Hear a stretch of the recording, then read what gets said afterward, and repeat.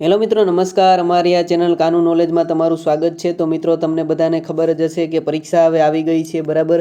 તો તમારે જે વચાઈ ગયું છે તેનું રિવિઝન કરવું અને રોજનું એક મોડલ પેપર આપવું, બરાબર.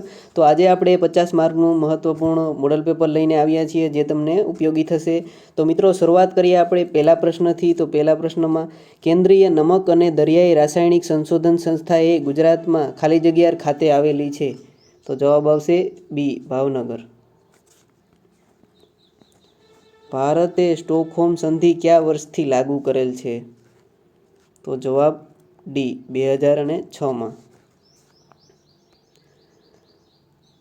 ભારતમાં વન સંરક્ષણની સ્થાપના કયા વર્ષમાં કરવામાં આવી હતી? તો મિત્રો, કરવામાં આવી હતી 1981માં. કેન્દ્રીય ઔષધિ શોધ સંસ્થા ક્યાં આવેલી છે? તો તે મિત્રો લખનૌમાં આવેલી છે, લખનૌ, યુપી. કેન્દ્ર સરકાર દ્વારા પર્યાવરણને અનુકૂળ અને ઓછી કિંમતવાળા સૌર પ્રકાશ ઉપકરણ સૂર્ય જ્યોતિની શરૂઆત કયા વર્ષમાં કરવામાં આવી હતી મિત્રો? તો મિત્રો, જવાબ આવશે સી, 2016માં. સક્રિય જ્વાળામુખી મોના લાવો ક્યાં જોવા મળે છે મિત્રો? હવાઈ, બ્રાઝિલ, જાપાન કે આમાંથી એક પણ નહીં? તો જવાબ આવશે એ, હવાઈ, USA. રામસર સંમેલન કોના સંરક્ષણ સાથે સંકળાયેલું છે મિત્રો? તો બાયો ઈંધણ, જંગલો, ભીની જમીન કે સૂકી જમીન? તો જવાબ આવશે ડી, ડી નહીં પરંતુ સી, ભીની જમીન. સૂર્યમાંથી મળતી ઉષ્મા પૃથ્વી પરના વાતાવરણને ખાસ અસર કર્યા વગર જમીન પર પડે છે, તેને શું કહે છે મિત્રો? ઉષ્માનયન, ઉષ્મા વિકિરણ, ઉષ્મા વહન કે ઉષ્મા ગમન? તો જવાબ આવશે બી, ઉષ્મા વિકિરણ. નીચેના પૈકી કઈ બાબત નેચરલ ઇકોસિસ્ટમ નથી? રણ, માછીમાર માટેનું તળાવ, જંગલો કે પર્વતો? તો જવાબ આવશે બી, માછીમાર માટેનું તળાવ. નીચેના પૈકી ક્યુ એ મિથેન વાયુનો સ્ત્રોત નથી મિત્રો? પર્વતીય, નદીઓ, કચરા ભરાવ ક્ષેત્ર, ડાંગરની ખેતી કે જળપ્લાવિત ક્ષેત્રો? તો મિત્રો, જવાબ આવશે 10માં એ, બરાબર, પર્વતીય નદીઓ.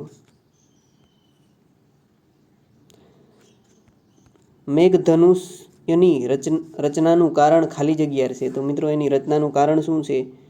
વિવર્તન અને પ્રતિબંધ, પર્યાવર્તન, પ્રતિબિંબ અને વિક્ષેપણ, પ્રત્યાવર્તન અને વિક્ષેપણ, પ્રત્યાવર્તન અને પ્રસાર? તો 11માં જવાબ આવશે બી, પ્રત્યાવર્તન, પરિબિંબ અને વિક્ષેપણ. પાણીમાં સૌથી ઝડપી કઈ વસ્તુ ઓગળી જશે મિત્રો? સલ્ફર, હળદર, ખાંડ કે કપૂર? તો જવાબ આવશે સી, ખાંડ. ઓમેગા-3 ફેટી એસિડ. 14મો પ્રશ્ન, ઇકો માર્ક કેવા ભારતીય ઉત્પાદનોને આપવામાં આવે છે? તો મિત્રો, એક ઇકો માર્ક હોય તો બરાબર. તો 14માં, શુદ્ધ અને ભેળસેળ રહિતમાં, પ્રોટીન, સમુદ્ર, પર્યાવરણ મૈત્રીપૂર્ણ કે આર્થિક રીતે? તો 14માં આવશે સી, પર્યાવરણ મૈત્રીપૂર્ણમાં ઇકો માર્ક આપવામાં આવે છે એવા ઉત્પાદનોને. 15 સપ્ટેમ્બર 1983માં કેલેજ વનના વૃક્ષોને કાપવાથી બચાવવા માટે લોકો ઝાડને ચીપકી ઊભા રહી ગયેલા હતા. એ આંદોલન કયા નામથી જાણીતું છે મિત્રો? ચીપકો આંદોલન, સાયલન્ટ વેલી, મેતી કે એપિકો? તો 15માં જવાબ આવશે એપિકો આંદોલન, જે કર્ણાટકમાં થયું હતું, બરાબર, પાંડુરંગા હેંગડે. 16મો પ્રશ્ન, દેશમાં બાયોગેસ સંચાલિત બસો શરૂ કરનાર પહેલું શહેર કયું છે મિત્રો? તો મિત્રો, આ કરંટનો પ્રશ્ન છે. ન્યૂ દિલ્હી, હૈદરાબાદ, કોલકાતા કે ચેન્નઈ? તો 16માં આવશે કોલકાતા. આર્યભટ્ટ પ્રેક્ષણ વિજ્ઞાન અનુસંધાન સંસ્થા નીચેનામાંથી કયા સ્થળે આવેલી છે? નૈનીતાલ, બેંગલુરુ, કોલકાતા કે દેહરાદૂન? તો મિત્રો, જવાબ આવશે 17માનો એ, નૈનીતાલ. નૈનીતાલ તો કે ઉત્તરાખંડ. જૈવ વિવિધતા સંધિ 1992ની જોગવાઈઓના અસરકારક અમલ માટે ભારતમાં કયા વર્ષમાં વિવિધતા અધિનિયમ લાગુ કરવામાં આવેલ છે? 2002, 1994 કે 2008? તો 18માં આવશે મિત્રો એ, 2002માં. ભારત સરકારની કઈ યોજના દ્વારા બાયોગેસ પ્લાન્ટ અંગે સરકારની મદદ અને ટેકનોલોજી માર્ગદર્શન પૂરું પાડવામાં આવે છે? સ્વચ્છ અને ગામ અને સ્વાસ્થ્ય ગામ, સુલભ યોજના, નિર્મળ યોજના કે પાવક ગામ? તો મિત્રો જવાબ આવશે સી, નિર્મળ યોજના. ભારતીય ઉર્જા પર આધારિત દેશનું પ્રથમ સંયંત્ર પ્લાન્ટ કઈ જગ્યાએ સ્થાપિત છે મિત્રો? તો કચ્છના અખાત, ખંભાતના અખાત, બંગાળની ખાડીમાં, સુંદર ક્ષેત્ર કે કેરળમાં? તો મિત્રો જવાબ આવશે સી, બંગાળની ખાડીમાં સુંદરવન ક્ષેત્ર. વાયુ પ્રદૂષણ સૂચનાંક નીચેનામાંથી કોના દ્વારા જાહેર કરવામાં આવે છે મિત્રો? તો જવાબ આવશે કેન્દ્રીય પ્રદૂષણ નિયંત્રણ, બરાબર, AQI, એર ક્વોલિટી ઇન્ડેક્સ, બરાબર. એની શરૂઆત 2014માંથી થઈ હતી, જેમાં 8 પ્રદૂષકો છે, બરાબર. કૃત્રિમ ઉપગ્રહ વિદ્યુત ઉર્જાનો સ્ત્રોત શું છે મિત્રો? તો કે થર્મોફાઇલ, સૌર ઉર્જા કે ડાયનેમો? તો જવાબ આવશે 22મો મિત્રો બી, સૌર કોષો. રોહુ, કતલા, હિલ્સા કયા પ્રાણીઓની પ્રજાતિ છે મિત્રો? દેડકા, મગર, માછલી કે કાચબા? તો જવાબ આવશે સી, માછલી. 1857નો બળવો થયો ત્યારે ભારતના ગવર્નર જનરલ કોણ હતા? Lord Canning, Lord William Bentinck, Lord Dalhousie? તો જવાબ આવશે એ, લોર્ડ કેનિંગ. બંગાળના ભાગલા મિત્રો ક્યારે થયા હતા? 1905માં, ત્યારે પણ હતા, બરાબર, લોર્ડ કેનિંગ. 25મો પ્રશ્ન, કૃષિ, ડેરી, માછીમારી અને વનસંવર્ધનમાંથી કુદરતી ઉત્પાદકો મેળવવા માટે ખાલી જગ્યા ક્ષેત્ર જવાબદાર છે મિત્રો? તો કયું ક્ષેત્ર આવશે? પ્રાથમિક ક્ષેત્ર, બરાબર. નીચેનામાંથી ક્યાં સ્વતંત્ર સેનાની અંગ્રેજોમાં ભારતીય અસંતોષના પિતા તરીકે પ્રખ્યાત છે મિત્રો? રાજા રામમોહન રાય, સ્વામી વિવેકાનંદ, ગોપાલ કૃષ્ણ ગોખલે કે બાલ ગંગાધર તિલક? તો જવાબ આવશે બાલ ગંગાધર તિલક.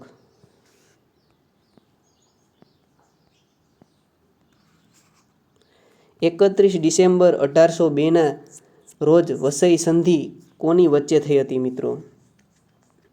તો બાજીરાવ બીજા અને બ્રિટિશ કંપની વચ્ચે, બરાબર.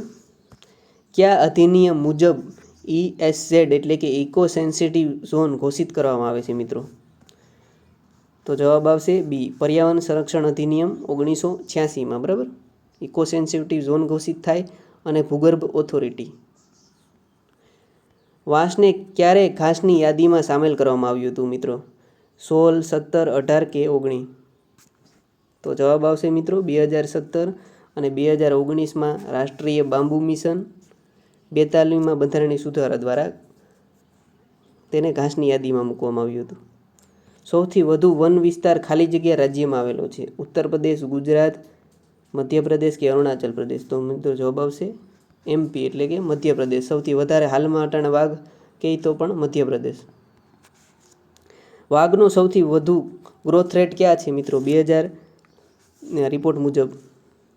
તો મિત્રો જવાબ આવશે બિહાર. સૌથી વધારે ગ્રોથ રેટ બિહાર. ખાલી જગ્યામાં એશિયન ચિત્તા લુપ્ત જાહેર કરાયા હતા. ક્યારે? 1952માં. કસ્તુરી મૃગ યોજના કયા અભયારણ્યથી શરૂ કરવામાં આવી હતી મિત્રો? તો જવાબ આવશે કેદારનાથ અભયારણ્ય, બરાબર, જે ક્યાં આવેલું છે? ઉત્તરાખંડમાં. અને મિત્રો કસ્તુરી મૃગ ક્યાં જોવા મળે છે? તો કે દચ્ચી ગ્રામમાં. એ ક્યાં આવેલું છે? જમ્મુ કાશ્મીરમાં. 34મો પ્રશ્ન, વર્ષ ખાલી જગ્યામાં રાષ્ટ્રીય વિરાસત પ્રાણી તરીકે કયું એટલે ખાલી જગ્યા 34મો પ્રશ્ન, વર્ષ ખાલી જગ્યામાં રાષ્ટ્રીય વિરાસત પ્રાણી તરીકે હાથી? તો કયા વર્ષમાં મિત્રો? તો કે 2010માં. હાથી દિવસ ક્યારે ઉજવવામાં આવે મિત્રો? 12 ઓગસ્ટ, બરાબર, અને 10 ઓગસ્ટે સિંહ દિવસ, બરાબર, 29 જુલાઈએ વાઘ દિવસ, 26 જુલાઈએ મેંગ્રુવ દિવસ, બરાબર. અને આ નોંધ એટલે કે રંગરાજની ભલામણ દ્વારા, બરાબર. સ્વેલટેક નામની પતંગિયાની નવી પ્રજાતિ ક્યાંથી મળી છે મિત્રો? તો આ કરંટનો પ્રશ્ન આપણે લીધો છે. આસામ, મધ્યપ્રદેશ, કર્ણાટક કે અરુણાચલ પ્રદેશ? તો 35માં જવાબ આવશે અરુણાચલ પ્રદેશ. 36મો, કયું શહેર ભારતનું પ્રથમ વેટલેન્ડ શહેર બનશે મિત્રો? આ પણ કરંટનો લીધો છે આપણે. ઉદયપુર, ડાંગ, ચિલ્કા, ગોવા? તો મિત્રો જવાબ આવશે એ, ઉદયપુર. ક્યાં આવેલું છે? રાજસ્થાન. 37મો પ્રશ્ન એવિસેનિયા મરીના નીચેના પૈકી શેની પ્રજાતિ છે મિત્રો? તો તે બધાને ખબર હશે તો કે મેંગ્રુવની. મિત્રો એક લાસ્ટ પ્રશ્ન છે એ તમારા માટે રાખ્યો છે બરાબર, જેનો જવાબ તમારે કોમેન્ટમાં આપવાનો છે. 38મો પ્રશ્ન, સૌ પ્રથમ પૃથ્વીના વાતાવરણને ગ્રીન હાઉસ સાથે કોણે સરખાવ્યું હતું મિત્રો? ચાર્લ્સ એલિન, એગન સ્મિથ, જીન ફોરિયર કે એડમ સ્મિથન? તો જવાબ આવશે સી, જીન ફોરિયર. રાષ્ટ્રીય જળચર પ્રાણી ગંગા ડોલ્ફિન 7 રાજ્યોમાં જોવા મળે છે. નીચેનામાંથી કયા રાજ્યમાં જોવા મળતી નથી તે? તો મધ્યપ્રદેશ, ઝારખંડ, પશ્ચિમ બંગાળ કે ગુજરાત? તો મિત્રો આપણે ખબર છે ગુજરાતમાં નહીં, જોવા નથી મળતી બરાબર. હાલમાં દીપડાની સંખ્યા કેટલી છે મિત્રો? તો પરીક્ષા માટે ખૂબ જ ઉપયોગી છે. તો હાલમાં દીપડાની સંખ્યા 2274. હાલમાં 2023માં વાઘની સંખ્યા મિત્રો તો કે 3167, પરંતુ આપણે વેબસાઇટમાં 3682 જોવા મળે છે.